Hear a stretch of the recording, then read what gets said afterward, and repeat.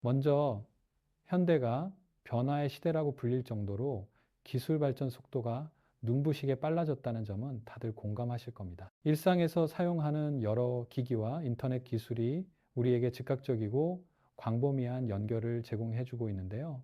이러한 변화는 학습과 개발 분야에도 깊숙이 스며들었습니다. 오프라인 교실과 교재로 대표되던 전통적 교육이 점차 디지털화, 온라인화되고 학습의 범위가 시간과 공간을 넘어 확대되고 있습니다. 이 시점에서 우리가 눈여겨봐야 할 개념은 개인 맞춤형 학습입니다. 예전에는 한 교실 안에서 모든 학생이 동일한 진도로 수업을 듣고 똑같은 교재로 공부하는 방식이 일반적이었습니다. 물론 그 방식도 일정 부분 효과가 있지만 더 이상은 다양한 배경과 개성을 가진 학습자들의 모든 요구를 충족하기 어렵다는 사실이 드러나고 있죠. 다양한 온라인 플랫폼과 기술 기반 솔루션이 등장한 지금 학습자의 취향, 현재 역량, 관심사에 따라 교육 콘텐츠와 진도를 조절해 줄 수 있는 환경이 현실화되고 있습니다. 이를 통해 각 개인은 필요한 내용을 정확히 골라보다 효율적으로 학습할 수 있습니다. 기술적 발전은 여기서 멈추지 않습니다. 방대한 양의 데이터를 분석하여 학습자를 보다 정교하게 이해하고 그에 맞는 피드백을 제공하거나 학습 경로를 자동으로 안내해주는 체계가 등장하고 있습니다. 예를 들어 한 명의 학습자가 어떤 주제에서 반복적으로 오답을 냈다면 그 사람에게 적합한 추가 자료나 예제, 보충 설명을 곧바로 제공해 줄 수 있죠. 이런 맥락에서 빅데이터를 활용한 교육이라든가 학습 분석 같은 용어가 최근 자주 들려오고 있습니다. 이 모든 과정이 가능해진 것은 디지털 환경 덕분이며 이를 통해 학습자가 어디에 있든 어떤 시간에든 교육을 받을 수 있는 길이 열렸습니다. 한편 현대교육과 훈련 방식에서 중요한 화두는 학습의 대규모 확장입니다. 기존에는 한꺼번에 많은 사람에게 지식을 전달한다면 오프라인 교실이나 강당에 다 함께 모여야 했고 시간표에 맞춰 집단적으로 수업을 들었습니다. 그러나 이제는 온라인 플랫폼을 통해 전 세계 수많은 학습자가 동시에 같은 강의를 듣고 다양한 형태의 상호작용까지 주고받는 시대가 되었습니다. 이로 인해 학습 인프라가 점점 더 통합적으로 발전하게 되었고 서로 다른 기관과 기업, 심지어 국가 간의 교육 협력의 가능성도 열렸습니다. 교육이 단순히 지식 전달에 머무르지 않고 조직 전체의 인재를 육성하고 경력을 관리하는 차원까지 확장되는 것도 눈여겨볼 만합니다. 오늘날에는 대학, 회사, 군대 등 다양한 조직이 자기 조직의 인재를 어떻게 체계적으로 양성하고 관리할지 고민합니다. 이를 위해 방대한 데이터를 활용해 학습 성과를 추적하고 미래 역량 수요를 예측하며 인력 배치를 효율화하려고 노력하고 있죠. 이러한 흐름은 과거에는 상상하기 어려웠던 전 방위적 인재 관리와 종합적 학습 생태계로 이어지고 있습니다. 이처럼 거대한 변화의 물결 속에서 나타난 핵심 개념이 미래 학습 생태계입니다.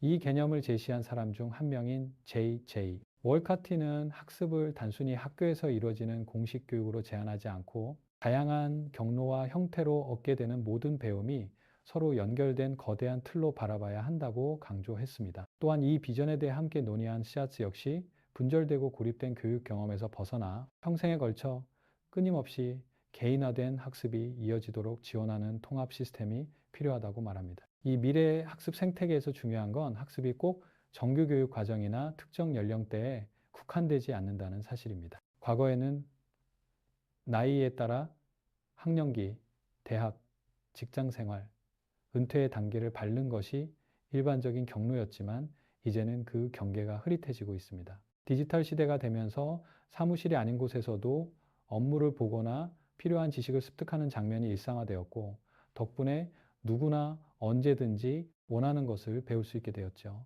이때 유아, 초중고 교육, 고등교육, 기업 현장 훈련, 공공부문, 역량 개발 등이 자연스럽게 연계되고 있습니다. 또한 학습과 역량을 바라보는 사회적 시각도 바뀌고 있습니다. 학위나 자격증 같은 형식적 교육 성취도 여전히 중요하지만 이제는 업무 현장에서의 실제 경험, 문제 해결 능력, 협업 능력, 창의력 등이 점점 더 큰 가치를 인정받고 있죠.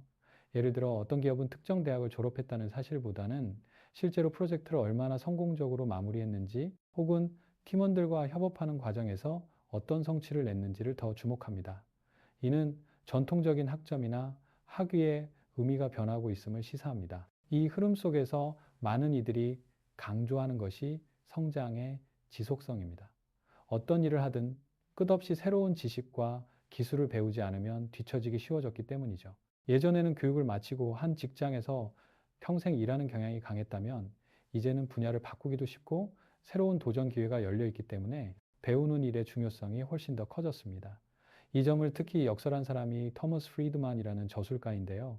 그는 현재를 가속화 시대로 칭하며 모든 조직과 개인이 유연하게 적응하고 끊임없이 배워야만 생존할 수 있다고 말합니다. 이렇게 변동성이 큰 시대에서 성공하려면 그때그때 필요한 특정 지식만 쌓는 것으로는 충분하지 않습니다. 문제 상황에 맞춰 배우고 새롭게 습득한 내용을 바로 적용해 보며 실패하면 교훈을 얻고 다시 도전하는 과정을 반복해야 하죠. 이를 위해서는 기존 교육 체제의 한계를 뛰어넘는 대대적인 변혁이 필요합니다. 예컨대 초, 중등 교육에서는 여전히 한 해의 특정 진도까지 마친다는 식의 시간 중심 접근을 하는 경우가 많습니다. 하지만 미래에는 학습 속도가 다 다른 학생들을 어떻게 개별 맞춤형으로 끌어올릴 수 있을지 고민해야 합니다. 이렇게 학습의 개념이 바뀌면서 자연스럽게 학습을 위한 인터넷이라는 개념이 주목받습니다. 어디서든 언제든 접속할 수 있고 개인정보나 학습 이력이 하나로 연결되어 본인이 원하는 분야를 효율적으로 학습할 수 있는 거대한 디지털 생태계를 상상해 볼 수 있는 거죠.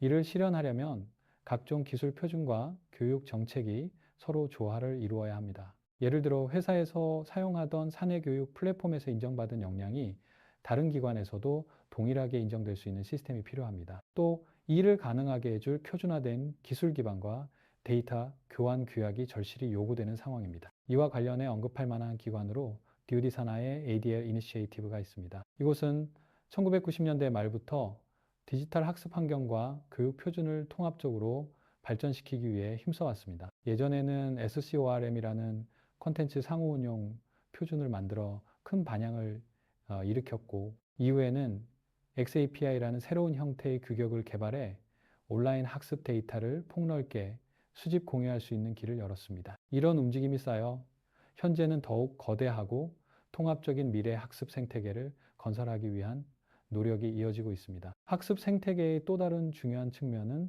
학습 과학과 조직 심리학의 결합입니다. 디지털 환경이 아무리 좋아도 결국 학습자는 인간이고 그 인간이 실제로 어떤 방식으로 정보를 처리하고 무엇에 동기부여를 느끼는지를 이해해야 제대로 된 교육 효과를 낼 수 있기 때문이죠. 예컨대 사람은 시각적 자료와 함께 학습할 때 효과가 높다든지 특정 종류의 피드백에 대해 특히 잘 반응한다든지 하는 학습 과학의 발견들이 있습니다. 조직 측면에서도 새로운 학습 방식을 도입할 때 구성원들이 잘 적응하고 몰입할 수 있도록 문화를 조성하는 일이 중요합니다. 여기에 더해 사회적 윤리적 관점도 간과할 수 없습니다. 모든 사람이 동등한 기회를 누릴 수 있도록 디지털 학습 환경에 대한 접근성 보장과 데이터 프라이버시 문제를 함께 고민해야 하죠. 일부 지역이나 계층은 여전히 인터넷 환경이 열악하거나 디지털 기기에 익숙하지 않은 경우가 많기 때문에 이 격차를 해소하는 일이 미래 학습 생태계의 핵심 과제가 될 수밖에 없습니다. 그렇다면 궁극적으로 미래 학습 생태계란 어떤 모습일까요?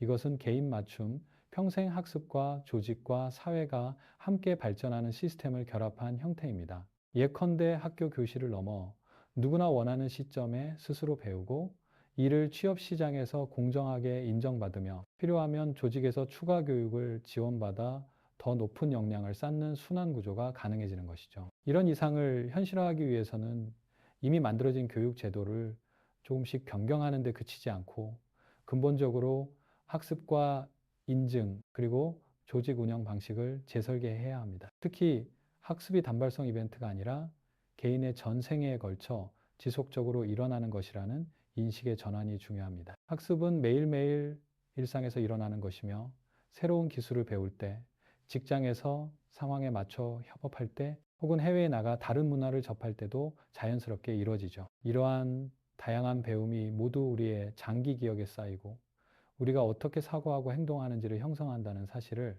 미래 학습 생태계에서는 더욱 구조적으로 포착하고 기록하려고 합니다. 결국 이 생태계가 완성되려면 여러 이해관계자가 함께 노력해야 합니다. 각종 기술업체, 교육기관, 정부 부처, 기업 인사 담당자, 교사, 학습자까지 서로 협력하고 표준을 맞춰나가지 않으면 파편화된 시스템만 늘어나서 실질적인 통합 효과를 거두기 어렵습니다. 따라서 많은 전문가들은 학습을 위한 인터넷을 골격으로 삼고 그 위에 기술, 정책, 표준, 그리고 학습 과학의 성과를 조화롭게 결합해야 한다고 주장합니다. 정리해보면 기존의 산업화 시대 교육 모델이 획일적이고 시간 중심이었다면 미래 학습 생태계는 개인화되고 평생 지속되며 협력과 데이터를 기반으로 최적화되는 방향으로 나아가고 있습니다. 이는 학교뿐 아니라 군대, 기업, 공공부문에 이르기까지 광범위하게 적용되어야 하고 이를 뒷받침할 정책, 거버넌스, 윤리적 고려도